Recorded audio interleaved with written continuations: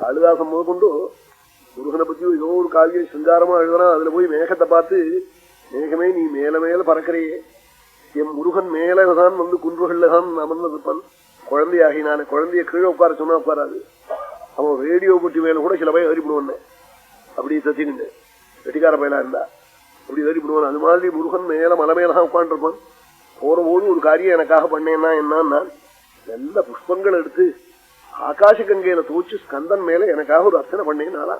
அப்படி திருப்பதி போற வாழ்க்கை எனக்காக நீங்க ஒரு அர்ச்சனை பண்ணும்போது பணம் கொடுக்குறது 7 ரூபாயே, அது மாதிரி இவன் கொடுப்பான். அவன் ஏதாவது ஹோட்டல்ல எதாவது வாங்கி தந்துட்டு போடுவான். 7 ரூபாய்க்கு சுவாமிக்கு போய் சேராது. ஸ்கந்தம் யதவசதி புஷ்பமேகீகிருதாத்மா புஷ்பாதாரைஹி நபயது பவானி யோம கங்கா ஜலாத்ரைஹி.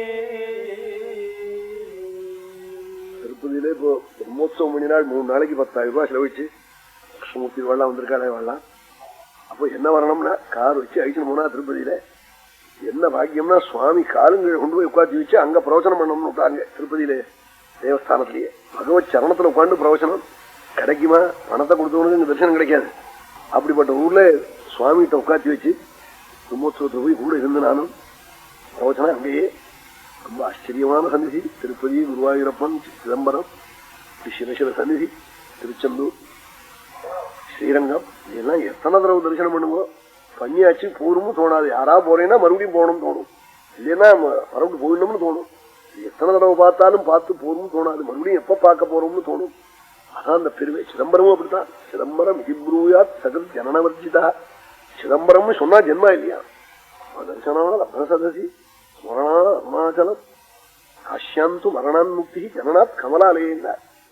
காசியில சாகனம், திருவாரூர்ல பிறக்கணும், சிதம்பரத்தை தரிசனம் பண்ணணும், அருணாச்சலத்தை நினைக்கணும். இது சிலது பண்ண முடியாது. காசியில சாகவும் நம்மால முடியாது, திருவாரூர்ல பறக்கவும் முடியாது. திருவாரூர்லயா பறப்போம், இங்கேயும் நரசிம்மல பறப்போம். அங்க என்ன உண்டு, ஹாஸ்பிட்டல் விட்டுடுவா, கல்யாணி ஹாஸ்பிட்டல் உண்டு விட்டுடுவா. அங்க என்ன பறப்பு அது உண்டு விட்டுடுவா. கல்யாணி ஹாஸ்பிட்டல் அங்க கல்யாணம் பண்ற இடம் இல்ல, பிரசவிக்கிற இடம் இது. ஏதோ பேர் வச்சிருக்காரு. அங்க கொண்டு போய் தான் பிரசவம். திருவாரூர்லயா ஜனனம் மரம். காசியில மரணம் வருமா என்ன? மரணம் வேணும்னு காசிக்கு போனா கூட கிடைக்காதுன்னு புண்ணியம் இல்லாமதான். எத்தனையோ பேர்கள் அங்க போய் மறிக்கணும்னு போய் இருந்து உடம்பு அசௌகரியமா போய் முன்னாடியே சொல்லி வச்சிருப்பேன். கொஞ்சம் பிரச்சனை வரபோது நம்ம உள்ள காட்சி அழிச்சு போடுன்னு அழிச்சு கொண்டு போய் தனி காரேஜ் வச்சு எல்லாம் பண்ணி கொண்டு போயிட்டா அந்த ஊருக்கு கங்கா ஜலத்தை எடுத்து காபி போட்டு கொடுத்து அந்த ஊர்ல இருக்கிற ஷாம்பு தண்டு நன்னா கிடைக்கும். அதை பச்சடி பண்ணி புளி பச்சடி போட்டு சாப்பாடு வச்ச உடனே உடம்பு நன்னா ஆயிடுறது, வெட்டியா போயிடுது. அந்த ஊர் தயிரும் பாலும் என்னவா இருக்கு தெரியுமா? கத்தியால இருக்கலாம். பால்ல ஜலமே விட தெரியாத வாழ்க்கலாம். நாமெல்லாம் போய் சொல்லி கொடுத்தா தான் தெரியும் அவனுக்கு. அங்க இந்த பால்ல ஜலம் விடுறது, எண்ணெயில அதை கலக்கிறது, இதுல பண்றது, இந்த விஷமங்கள்லாம் ரொம்ப விஷமம். வியாபாரத்துல இதெல்லாம் ரொம்ப தப்புது. ஆகாரத்துல, அதுவும் ஆகாரம் பண்ற பொருள்ல போய் தப்பு பண்ணலாமோ? எத்தனை தப்பு பாருங்க. அப்படி பண்ணி நீ நல்லா இருக்கணுமா? அந்த கத்தியால வெட்டலாம், தயிர அப்படி இருக்கும். அதை சாப்பிட்ட உடனே உடம்பு கல்லா போயிடும். அப்புறம் உடனே அந்த ஊர்ல இருக்கிற சினிமா எல்லாம் பார்த்து காசிக்கு போயிட்டு அங்கேருந்து மறுபடியும் இங்க வருவார். நம்ம ஊருக்கு விடுவோம்னு வரபோது வால்டேர்ல போயிடும்னே போட்டுன்னு போயிடு. கண்டத்தை சின்ன வேகம் ஆற்று பட்டியன்னு வடிச்சு போயிடும். வால்டேர்னு மகா புண்ணியக்ஷேத்திரம், அதுல போயிடும்னே. சாட்சியில் கிடைக்க மாட்டார், அக்னி கிடைக்காது, எங்கேயாவது தூக்கி எறிய வேண்டியதான் முனிசிபாலிட்டியில. அப்படி வந்த இடத்துல போடுவோன்னே பசுக்குன்னு. வால்டேர்காரா இருந்தா கோச்சு கூட கோச்சுப்பா. இப்ப நிறைய அங்கே நம்மடவா போயிட்டாள். எங்க போனாலும் நம்மடவன் இருக்கா. அதான் ஆச்சரியம். ராமாயணத்துல வால்மீகி சொன்னார், விபீஷண சுவாமி ராவணன் சபைக்கு போனாராம்.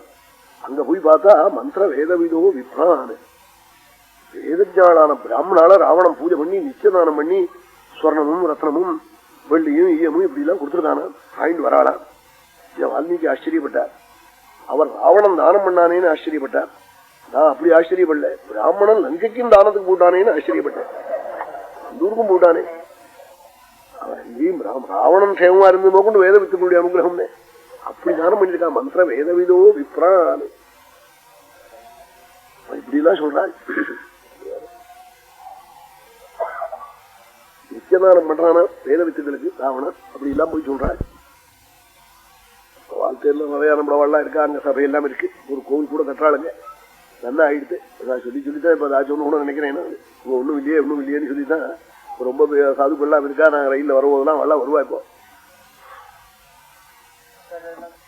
கிடைச்சுடுறதில்ல. ஒரு புண்ணியம் இருந்தா தான் கிடைக்கும்.